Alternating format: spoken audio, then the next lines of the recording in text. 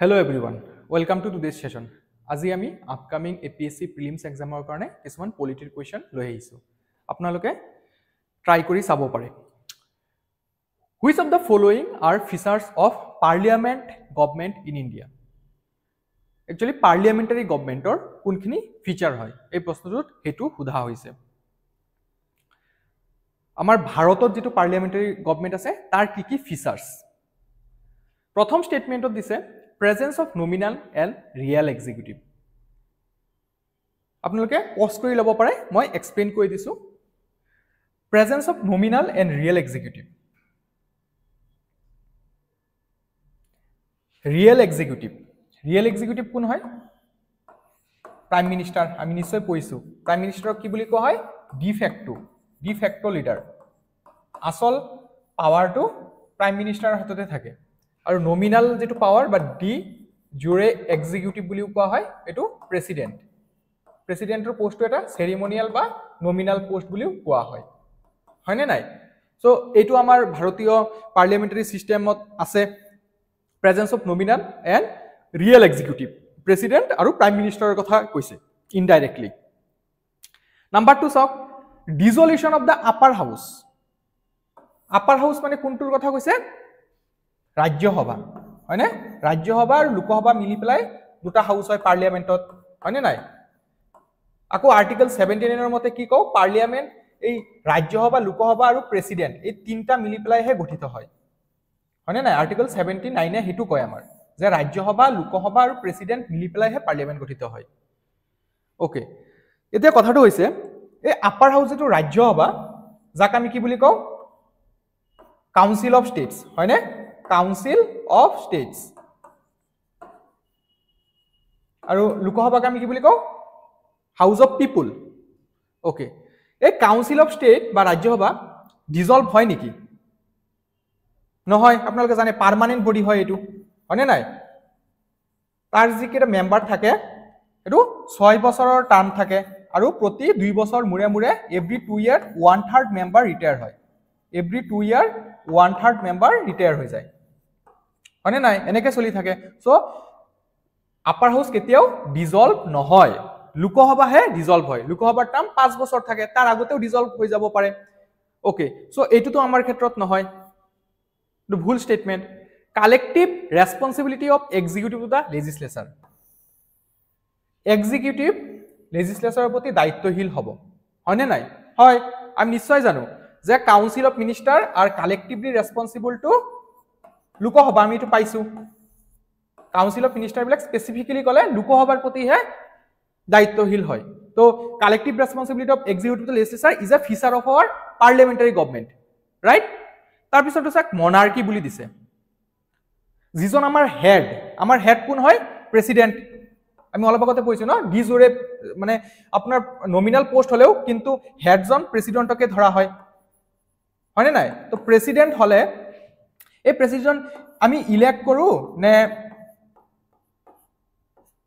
Elect কৰা হয় নে এটা ৰজা মহাৰাজাৰ দৰে এটা পৰিয়ালৰ পৰা হৈ থাকে এটোতো নহয় আমাৰ ক্ষেত্ৰত এটোক মনাৰ্কি বুলি কয় আমাৰটো কি হয় আমাৰ ইলেক্টেড হয় অলদো ইনডাইৰেক্টলি হয় এটা কলেজ ইলেক্টৰাল কলেজ বনোৱা হয় তাৰ পিছত প্ৰেসিডেন্টক এপইন্ট কৰা হয় মানে নাই গতিকে এই দুটা আমাৰ পাৰ্লিয়ামেন্টাৰী ফিচাৰ নহয় তো এনসাৰটো কি হ'ব 1 and 3 অপচনত আছে নে আছে হাউ many of the abilities R correct বুলি কৈছিলে so number A okay then we move to the next question আজি দ্বিতীয়টো কোৱেশ্চন চাও consider the following statements actor ওপৰত কিছুমান কোৱেশ্চন দিছে স্টেটমেন্ট দিছে charter act of 1813 completely এবলিশ da trade monopoly of east India company আপোনালোকে ভিডিওটো পজ কৰি ল'ব পাৰে মই এক্সপ্লেইন কৰিছো চাওক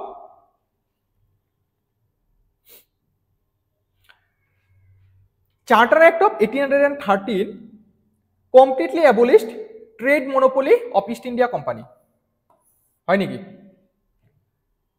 প্ৰথম আছিল ৰেগুলেটিং এক্ট 1773 তাৰ পিছত কি আহিলে পিটছ ইণ্ডিয়া এক্ট তাৰ আগতে এমেন্ডিং এক্ট এটা আছিল 1781 ৰ পিটছ ইণ্ডিয়া এক্ট 1786 আহিলে তাৰপিছত চাৰ্টাৰ এক্ট অফ 1893 আহিলে, তাৰপিছত 1813 এই 1813ৰ এক্টটোৱে যেটো ইষ্ট ইণ্ডিয়া কোম্পানী আছিলে হিয়তৰ ট্ৰেড মনোপলিটো হে কৰিছিলে নেকি? ট্ৰেড মনোপলি মানে হিয়তৰ হাততহে পাৱাৰটো আছিলে ব্যৱসায় বাণিজ্য কৰাৰ সেই সময়ত। তো ব্ৰিটিছ পাৰ্লিয়ামেণ্টে হেতু অধিকাৰ কেৱল ইষ্ট ইণ্ডিয়া কোম্পানীক দিছিলে। তো ইয়াত কোৱা হৈছে যে 1813ত এবলিশ কৰা হৈছিলে। নহয়, আপোনালোকে জানে trade in T and trade with China এই দুটাৰ বাহিৰে বাকীখিনি এবলিশ কৰি দিয়া হৈছে। বাকী সকলেও আহি পেলাই ইংলেণ্ডৰ পৰা ব্যৱসায় বাণিজ্য কৰিব পাৰিব, কিন্তু চাহৰ ব্যৱসায়টো আৰু চাইনাৰ লগত ব্যৱসায় বাণিজ্য যেটো হ'ব সেইটো এতিয়াও ইষ্ট ইণ্ডিয়া কোম্পানীৰ আণ্ডাৰতে আছিলে, চাৰ্টাৰ এক্ট অফ 1830 আণ্ডাৰত। গতিকে এইটো ভুল ষ্টেটমেণ্ট, কমপ্লিটলি এবলিশ কৰা নাছিলে। নাম্বাৰ 2 টো চাওক, charter act of 1833 made EIC a purely a administrative body, commercial body পৰা এডমিনিষ্ট্ৰেটিভ বডি বনাই দিলে। হয়, 1833 যেটো চাৰ্টাৰ এক্ট আছিলে হেতুৱে কমপ্লিটলি এবলিশ কৰি দিছিলে হিয়তৰ যেটো ট্ৰেড মনোপলি আছিলে। তো আমি এটো শুদ্ধ পালো। নাম্বাৰ 3 টো চাওক, charter act of 1853 established Indian legislative council. হয়নে? হয়, 1853 যেটো চাৰ্টাৰ এক্ট আছিলে হেতুৱে ইণ্ডিয়ান বা সেন্ট্ৰেল লেজিসলেটিভ কাউন্সিল বনাইছিলে। বনাইছিলে নে নাই? বনাইছিলে। তাৰপিছত number 4, charter act of 1793 gave more powers to Governor General of Bengal over Madras and Bombay Presidency এটো বুলি কৈছে যে charter act of 1793 governor general of বেংগলক মাদ্ৰাছ আৰু বম্বেৰ প্ৰেসিডেন্সিতকে বেছি পাৱাৰ দিছিলে। হয়, এটো দিয়া হৈছিলে। এটো প্ৰথমতে কোনে 1786 আণ্ডাৰত উল্লেখ কৰা হৈছিলে, তাৰপিছত কিন্তু এক্সপ্লিসিটলি মেনশন কৰা হোৱা নাছিলে, যাৰ কাৰণে 1793 এক্টৰ দ্বাৰা হেতু একদম এক্সপ্লিসিটলি মেনশন কৰি দিয়া হৈছিলে যে গভৰ্ণৰ জেনেৰেল অফ বেংগলৰ পাৱাৰ প্ৰেসিডেন্সি বিলাকৰ গভৰ্ণৰ থাকিব যে মাদ্ৰাজ বম্বে হিয়ততকে বেছি থাকিব। গতিকে আমি কি পালো যে এটো শুদ্ধ পাইছিলো, charter act of establish Indian legislative আছে। তো 2 3 4 কেইটা স্টেটমেন্ট শুদ্ধ পাইছো আমি? 3টা। তো only 3। So this is the correct answer.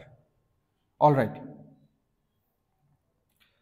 পৰৱৰ্তী কোৱেশ্চনটো চাওক, select the correct order of inclusion of languages in the 8th schedule. আমি কি জানো 8th schedule অফিশিয়াল ল্যাঙ্গুয়েজ আছে, হয়নে? প্ৰথম অৱস্থাত 14টা আছিল, তাৰ পিছত 8টা আৰু এড কৰা হৈছে। বৰ্তমান কেইটা আছে? 12টা, সৰি 22টা, মানে 22টা। 14 প্লাস 8। এই যে 8টা নতুনকে এড কৰা হৈছে, এটো কোনটো অৰ্ডাৰত কৰা হৈছে, কোনটো আগতে কৰা হৈছে হেতু সোধা হৈছে। চাওকচোন, আপোনালোকে জানে 15 নম্বৰ যেটো আছিল হেতু আছিল সিন্ধি, হয়নে? সিন্ধিটো আছিল 15th, হয়। কিমান নম্বৰ এমেন্ডমেন্ট আছিল? 21st কনস্টিটিউশনাল এমেন্ডমেন্ট এক্টৰ দ্বাৰা। তাৰ পিছত আহি যায় এনেকে শৰ্ট ট্ৰিক মনত ৰাখিব পাৰে KMN, কংকানি মণিপুৰী এ নেপালী। এই তিনটা আনা হৈছিল 71st কনস্টিটিউশনাল এমেন্ডমেন্ট এক্টৰ দ্বাৰা। তাৰ পিছত 92nd কনস্টিটিউশনাল এমেন্ডমেন্ট এক্টৰ দ্বাৰা আনা হৈছিল BDSM। এটো শৰ্ট ট্ৰিক এটা মনত ৰাখিব পাৰে, BDSM Bodo Dogri Santhali and Maithili. So এইকেইটা আনা হৈছিলে। সো আমি চাওচোন, সিন্ধি হয়, সিন্ধি 15 আছিল। তাৰপিছত বড়ো কংকানি তাৰ পিছত আহিছিল, তো এইটো ভুল। বড়োটো লাষ্ট একদম 92nd দ্বাৰা আনা হৈছিল, হয়নে? সো প্ৰথমটো আমি ভুল পালো। তাৰপিছত চাওক, সিন্ধিৰ পিছত মণিপুৰী, মণিপুৰীৰ পিছত বড়ো, বড়োৰ পিছত ডোগৰি। হয়, এইটো মণিপুৰীটো 71st দ্বাৰা আনা হৈছিল, তো আমি এইটো শুদ্ধ পালো। বাকীখিনিও চাব পাৰো আমি, মৈথিলী, তাৰপিছত সন্থালী, কাশ্মীৰীটো আগতে আছিল, হয়নে নাই? তো এইটো ভুল। তামিল তেলেগু আসামিজ আগৰে পৰা আছিল, সেই 14টা যে আছিল অৰিজিনাল সেইখিনি উল্লেখ আছিল। সো আমি এইটো পালো। মনত ৰাখিব 15 নম্বৰটো হিন্দী আছিল, তাৰপিছত 16 17 18ত আপোনাৰ 71st কনস্টিটিউশনাল এমেন্ডমেন্ট এক্টৰ দ্বাৰা কংকানি মণিপুৰী আৰু নেপালী ভাষাটো এড কৰা হৈছিল, আৰু 92nd কনস্টিটিউশনাল এমেন্ডমেন্ট এক্টৰ দ্বাৰা BDSM বড়ো ডোগৰি মৈথিলী এণ্ড সন্থালী ভাষাটো 2003 চনত এড কৰা হৈছিল। All right. Which of the following was not taken from Irish constitution? আমি গভৰ্ণমেণ্ট অফ ইণ্ডিয়া এক্টৰ পৰাই 85 to 90% কপি কৰিছিলোঁ। এইটো এটা ক্ৰিটিচিজম হয় আমাৰ কনষ্টিটিউশ্যনৰ, যে আমাৰ কনষ্টিটিউশ্যন এটা হুবহু কপি গভৰ্ণমেণ্ট অফ ইণ্ডিয়াক 1935। ইয়াৰ উপৰি আমি বেলেগ বেলেগ কাণ্ট্ৰিৰ পৰা কিছু কপি কৰিছোঁ। অষ্ট্ৰেলিয়ান কনষ্টিটিউশ্যনৰ পৰা কনকাৰেণ্ট লিষ্ট লৈছোঁ, US-ৰ পৰা আমি জুডিচিয়েল ৰিভিউ কনচেপ্টটো লৈছোঁ, পাৰ্লিয়ামেণ্টাৰী কনচেপ্টটো আমি ব্ৰিটেইনৰ পৰা লৈছোঁ। ঠিক তেনেকৈ আমি আইৰিছ কনষ্টিটিউশ্যনৰ পৰা কিছুমান লৈছোঁ, হয়নে, কানাডাৰ পৰা কিছু লৈছোঁ। তো আমি কানাডাৰ আইৰিছ কনষ্টিটিউশ্যনৰ পৰা কোনটো লোৱা নাই সেইটো সোধা হৈছে প্ৰশ্নটোত। চাওকচোন, directive principles of state policy, হয় এইটোতো একদম জানো আমি, ডাইৰেক্টিভ প্ৰিন্সিপল ষ্টেট পলিচি লোৱাই হৈছে। Nomination of members to Rajya Sabha, ৰাজ্যসভালৈ মেম্বাৰ আমি নমিনেট কৰিব পাৰোঁ। আমি কিমান জানো, ৰাজ্যসভাৰ ষ্ট্ৰেংথ 250, হয়নে, তাৰ ভিতৰত 230 এইটো হয় হাইয়েষ্ট যিটো ষ্ট্ৰেংথ থাকিব, মেক্সিমাম ষ্ট্ৰেংথ 238টা হ'ব পাৰে ইলেক্টেড আৰু 12টা নমিনেটেড। প্ৰেচিডেণ্টে নমিনেট কৰিব পাৰে, having special knowledges in art, science, literature etcetera, হয়নে। চ' এই নমিনেশ্যন যিটো কনচেপ্ট সেইটো আমি ক'ৰ পৰা লৈছোঁ, আইৰিছ কনষ্টিটিউশ্যনৰ পৰাই লৈছোঁ। Method of election of president, প্ৰেচিডেণ্টৰ ইলেকশ্যনৰ যিটো আমি ইনডাইৰেক্টলি কৰোঁ, এটা ইলেক্টৰেল কলেজ ফৰ্ম কৰা হয়, হয়নে। চ' MP সকলে পাৰ্টিচিপেট কৰে, তাৰপিছত MLA, ষ্টেটৰ MLA, লেজিছলেটিভ এছেম্বলিৰ MLA বিলাকে পাৰ্টিচিপেট কৰে। অ'কে, চ' এইটো আমি আইৰিছ কনষ্টিটিউশ্যনৰ পৰা লৈছোঁ। তাৰপিছত advisory jurisdiction of supreme court, supreme কোৰ্টৰ যিটো এডভাইজৰী জুৰিডিকশ্যন আছে আৰ্টিকেল 143 আণ্ডাৰত, হয়নে। চ' এইটো আমি ক'ৰ পৰা লৈছোঁ, এইটোতো আমি কানাডা কনষ্টিটিউশ্যনৰ পৰাহে লৈছোঁ, কানাডিয়ান হয় এইটো। চ' এইটোহে আমি লোৱা নাই আইৰিছ কনষ্টিটিউশ্যনৰ পৰা, হয়নে। অ'কে, তাৰপিছত চাওক,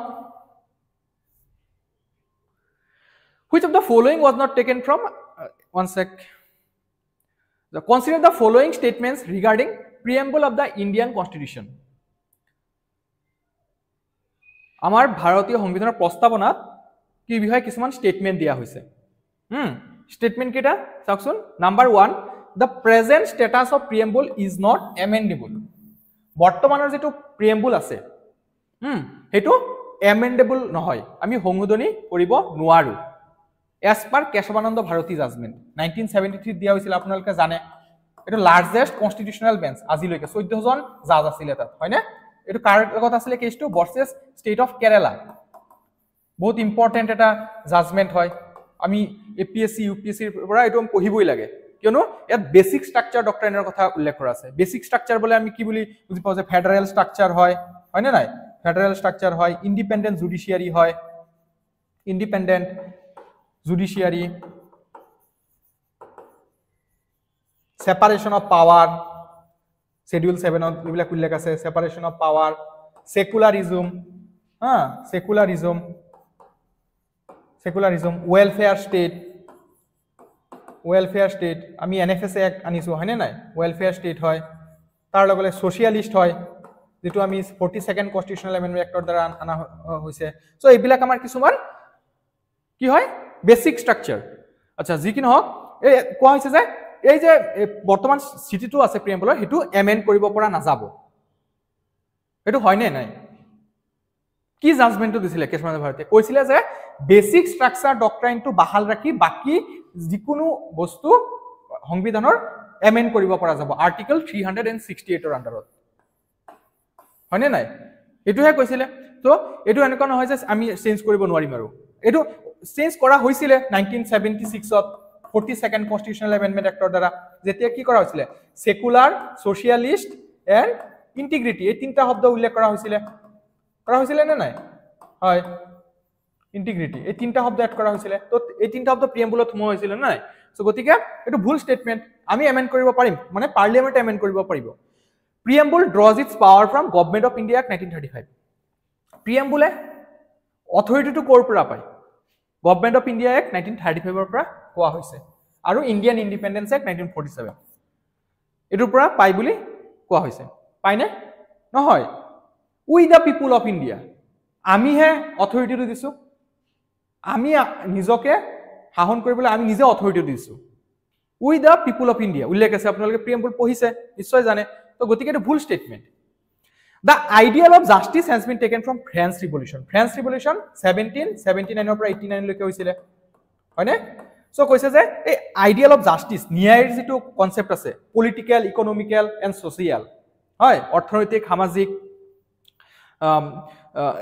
এই যে জাস্টিস ন্যায়ৰ কনসেপ্টটো এটো ফ্ৰেঞ্চ ৰিভলিউচনৰ পৰা লোৱা হৈছে বুলি কোৱা হৈছে হয় না নহয় এটা আমি ক'ৰ পৰা লৈছো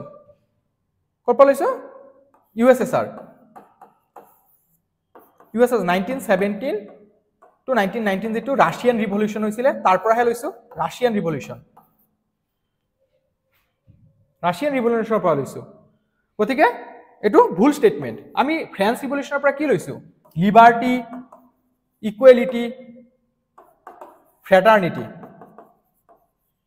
হয়নে নাই এই তিনটা শব্দ আমি ফ্ৰেঞ্চ ৰিভলিউশনৰ পৰা লৈছো okay The word equality is not in the preamble. Equality শব্দটো preamble দিয়া নাই আমি ফান্ডামেন্টাল রাইটত পঢ়ো ইকুৱেলিটিৰ বিষয়ে মানে নাই আৰ্টিকল 14 এ কয়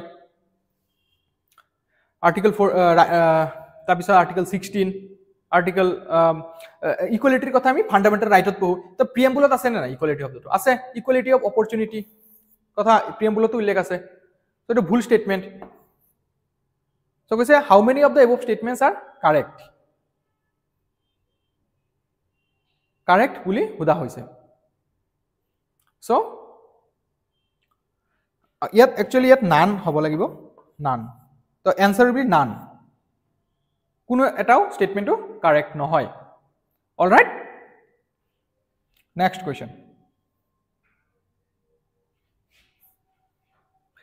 আচ্ছা আজি আমি ইয়ালৈকে সামৰিছো আপোনালোকে যে সেশনটো ভাল পাইছে লাইক কৰিব সাবস্ক্ৰাইব কৰিব আৰু এনেকুৱা সেশন আগতে বনোৱা হৈছে আপোনালোকে PYQ টো চেক আউট কৰিব পাৰে ওকে থ্যাংক ইউ